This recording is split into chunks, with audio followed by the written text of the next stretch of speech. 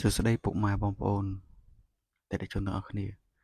ថ្ងៃនេះយើងធ្វើការបង្ហាញសកម្មភាពតម្លើងក្រូជ័រជូនអតិថិជនហើយក្រូជ័រនេះដែរគឺជាប្រភេទក្រូជ័រប្រើងាំកម្រាស់5រីដែលវាមានពងស្នោនៅពីក្រោមស្រាប់ងាយស្រួលទៅដល់ការតម្លើងនិងការប្រើប្រាស់បានរយៈពេលយូរឆ្នាំហើយប្រភេទក្រូជ័រនេះដែរយើងអាចជូតទឹកជូតស្មាតបានអាចត្រូវទឹកឲ្យអីបានមួយស្រីហើយប្រភេទនេះដែរគឺអត់មានសត្វល្អិតស៊ីទេសត្វកណ្ដៀរសត្វអីគឺអត់ស៊ីទេវាខុសពីក្រូឈើបើក្រូឈើវាអាចកន្លែងដែលមានកណ្ដៀរគឺអាចនឹង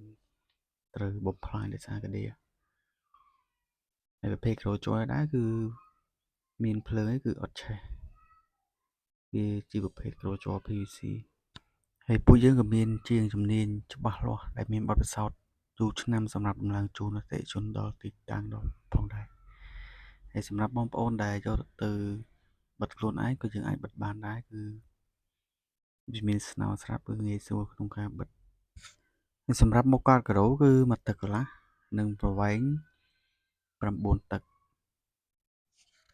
ដេប៉ូយើងខ្ញុំក៏មានជាប្រភេទក្រូជ័របបិទក្រូជ័រប្រើងាំហើយនិងក្រូឈើផងដែរហើយនឹងព្រំសម្រាប់បិទការិយាល័យឬ office condo ក៏យើងមានគ្រប់គ្រងជូនអតិថិជនផងដែរហើយនេះគឺវីដេអូដែលពេលដែលយើងតម្លើងហើយគឺថាមានសភាពស្រស់ស្អាតខ្លាំងមែនទែនគឺទឹកដៃជាងគឺធានាជូនមកពេញចិត្តតែម្ដងសម្រាប់ព័ត៌មានបន្ថែមបងប្អូនអាចចុចចូលមកកាន់ Telegram ខាងក្រោមដែលយើងបានដាក់នៅក្នុង description នេះផងដែរ